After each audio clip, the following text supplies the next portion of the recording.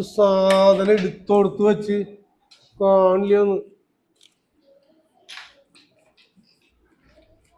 രാജിയെ, രാജി, എന്താണ് എന്താ ബഹളം?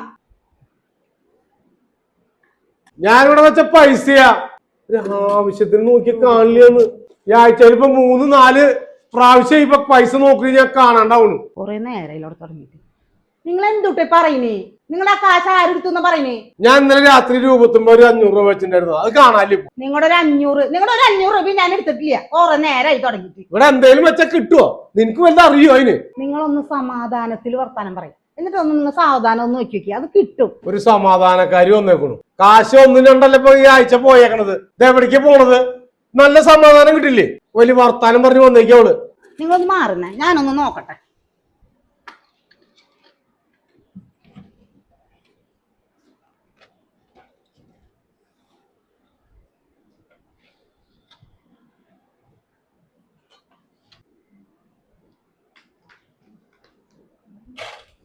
നിങ്ങൾ ഇത് എവിടെ വെച്ചേക്കണം ഒന്ന് ആലോചിച്ച് നോക്കി ആദ്യം തന്നെ. എന്തായി സമാധാന കാര്യത്തിക്ക് കിട്ടിയില്ലാലോ?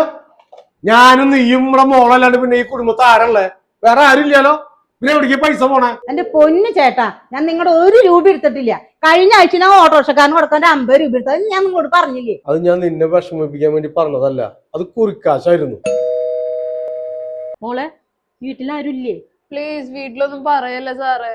എന്താ മീനുട്ടി, ആരവര്? ഞങ്ങൾ ഇവിടുത്തെ സ്റ്റേഷനിലെ പോലീസുകാരാ. തൂഫാൻ റൈഡുമായി ഇറങ്ങിയപ്പോ കിട്ടിയതാ മോളെ കോളേജിന്റെ പരിസരത്ത് നിന്ന് റെയ്ഡ് നടത്തിയപ്പോ കിട്ടിയതാ മോളെ. കുട്ടിയുടെ അച്ഛനല്ലേ ഇവിടെ?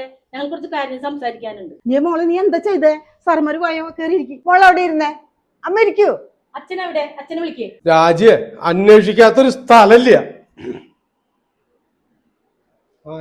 ആരാ രാജീവര്? അച്ഛനല്ലേ? മോളെ കുറച്ച് കാര്യം സംസാരിക്കാനുണ്ട്. എന്താ മീനുട്ടിയെ?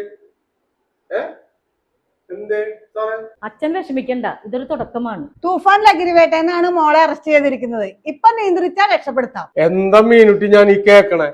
നിനക്ക് എവിടുന്ന് ഇതൊക്കെ വാങ്ങിക്കാൻ പൈസ? ഞാൻ പലപ്പോഴായി വീട്ടിൽ നിന്ന് എടുത്തതാ സാറേ. 32 വർഷമായിട്ട് ഞാൻ രാജ്യത്തിന്റെ അതിർത്തി കാക്കുന്ന ഒരു പട്ടാളക്കാരനാ. ഞാൻ അറിഞ്ഞില്ലേ സാറേ ഇങ്ങനെ ഒരു കുട്ടി പോയി പെട്ടത്. പ്രാവശ്യം ഒന്ന് മാപ്പാക്കണം. ഞങ്ങൾ നോക്കിക്കോളാം എന്റെ മോളെ.